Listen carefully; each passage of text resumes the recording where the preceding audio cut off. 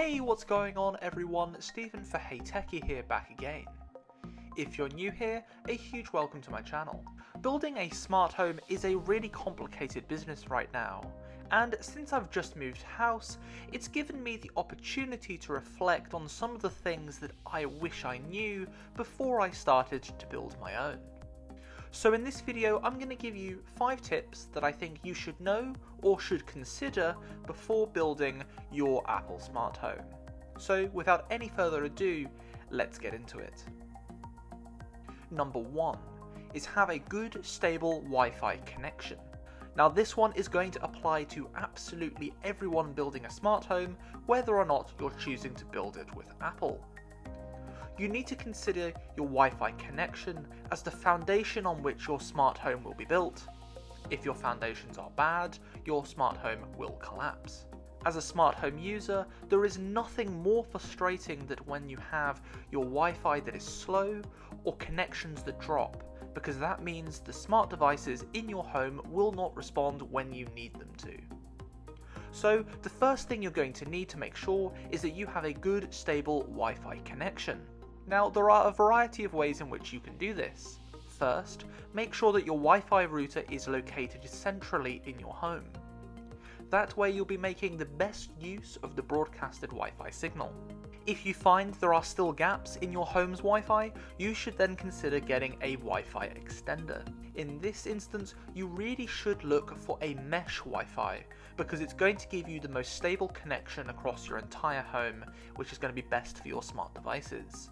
My top recommendation for this would be to go for the Aero Pro Mesh Wi-Fi system, which has 3 nodes that you can put anywhere in your home to make sure you have the best quality Wi-Fi.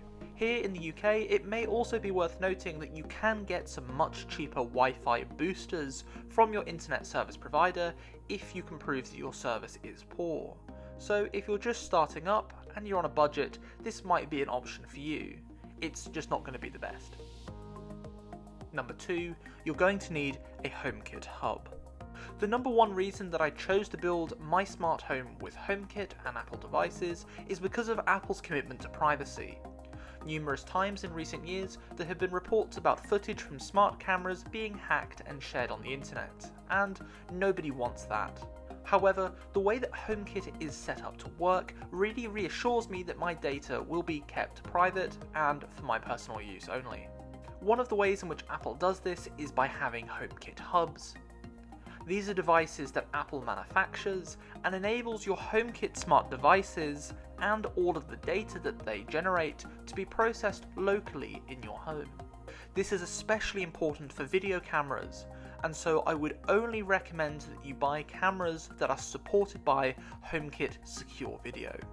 You have a choice of 3 HomeKit Hubs right now: the HomePod or HomePod Mini, Apple TV, or a dedicated iPad.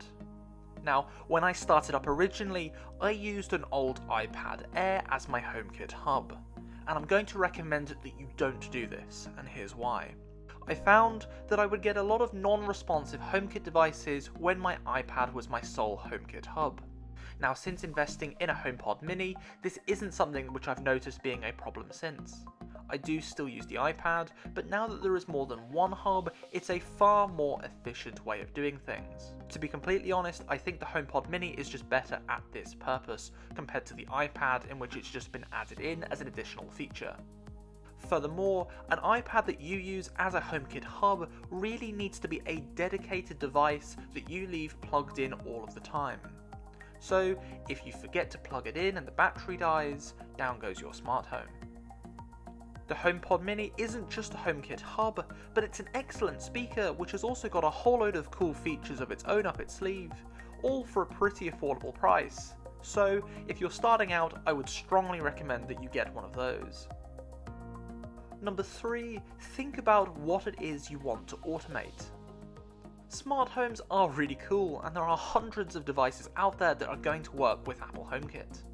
However, before you start building an Apple smart home, you really should consider what it is exactly that you want to automate, because this will have repercussions about what direction to take your smart home in. Whilst you will always need an Apple HomeKit hub, some HomeKit devices also require their own gateway hub as well, and a few of the most popular examples of this include Philips Hue, IKEA HomeSmart, and Aqara. Now, these hubs aren't necessarily a bad thing. Some actually will take the pressure off your Wi-Fi network by using a different communication protocol like Zigbee. But if you are going to get one of these hubs, you need to be aware of what devices will and will not work with them. Take for example Philips Hue. Hue offers an enormous range of smart lighting products, but not really anything else in the smart home. If you don't want to have smart lighting in your home, there really isn't any point in you buying Philips Hue. Their products are also extremely expensive, so you will want to consider whether you are better off investing in a Philips Hue hub setup, or if just getting some individual smart bulbs that don't need a hub like Moros or Nanoleaf is the better option for you. A great app that is going to be of great service to you is Home Devices, which has recently been released and is available to download on the App Store right now. It's a database of HomeKit supported devices broken down into functionality categories, and this is something that will let you look at a range of products on the market so that you can go away and compare them and then make an informed choice. If you haven't seen this app before, I highly recommend that you have a look and use it to explore what HomeKit options are out there for your needs. Number 4 is don't forget about Siri shortcut products too. HomeKit products are going to make up the backbone of any Apple smart home. But number 4 on this list is there to remind you that you shouldn't forget about Siri shortcut products as well. Now, these are arguably even rarer than HomeKit products, but there are products out there that are only able to take advantage of automations in Siri shortcuts instead of HomeKit. Now, in my mind, I consider them to be like HomeKit Lite. They can be directly integrated with HomeKit devices as part of custom automations under Siri shortcuts. Now, I appreciate this isn't the most convenient option, but it is nevertheless very useful. Regular viewers of the channel will know I am a huge fan of SwitchBot, and almost their entire lineup will support Siri shortcuts. I could make a whole video on this, but it ultimately boils down to this. Their products offer something which no HomeKit product on the market does right now. The SwitchBot bot, for example, is the most versatile button presser on the market. It can be applied to light switches, washing machines, robot vacuums, coffee machines, just to name a few. Crucially for me though, they can entirely replace the need to install a smart switch or change a series of light bulbs. Take for example this room in my house. If I wanted to stick to HomeKit only solutions, I would either have to replace all of these bulbs, which would be very expensive, or install a smart switch, which, since I rent, I'm not allowed to do. By using 2 SwitchBot bots instead, it's a cheap and practical way around this problem. Since you can set Siri shortcuts with these products, they're also controllable via Siri, so interacting with them feels just as natural as if they were a HomeKit product. Another great example of this is the SwitchBot curtain, which again offers control via Siri and can be added into Siri shortcut automations. Uniquely, as far as I know, there is no comparable HomeKit product on the market that can do this. Siri shortcut isn't perfect, you will find that these devices are less reliable than their HomeKit counterparts, but there will be times that Siri shortcut devices will fill a gap in your Apple smart home setup. And last but not least is that you should be aware of HomeBridge or HOOBS. HomeBridge is essentially a piece of software which allows you to connect non-HomeKit devices into HomeKit. Let's say for example you wanted to use a Ring doorbell in a HomeKit setup. Now usually this wouldn't work, but HomeBridge makes it possible. This is all well and good, but unless you're a technical expert, you probably won't have the time or the willpower to learn everything that HomeBridge can do and how it all works. Plus, a bit like the iPad HomeKit Hub, you would need to have a device with HomeBridge on it, powered on all of the time. And this is where HOOBS comes in. HOOBS, or HomeBridge out of the box, is a custom Raspberry Pi which takes all of the complications out of the HomeBridge process. It basically makes the whole experience a lot better and a lot easier. It almost becomes like a plug-and-play experience. Now, I'm still experimenting with HOOBS and all of the features that it has to offer, but I'd really recommend this if you are someone who is switching to an Apple smart home after being with Amazon or Google, because it's going to save you a lot of money when you change your devices over.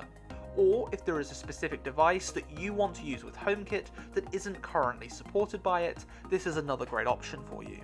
Bear in mind though that HOOBS and HomeBridge aren't as secure as proper HomeKit devices, so I really wouldn't recommend using them for any camera-based products at the moment, but it is an effective workaround in a pinch. Let me know in the comments down below if you'd like to see some HOOBS tutorials, because it's something that I think a lot of people might benefit from, but I only want to make content that is going to be interesting to you. So there you have it, there's my list of 5 things that I think you should know when you're starting out with your Apple smart home. What about you? If you have built your Apple smart home already and you've already gone through this process, what advice would you give to somebody just starting out? Why not leave a comment down below and share the benefit of your experience? Thank you so much for watching. If you've enjoyed this video, please consider hitting that like button, and if you haven't already subscribed, please do so that you won't miss out on any of our future videos. Things have been a little quiet on our social media pages these past few weeks, but we've been preparing a whole load of exciting new content that's going to be coming your way very soon. So why not subscribe to our social media pages as well? Until next time then, I've been Stephen for HeyTechi.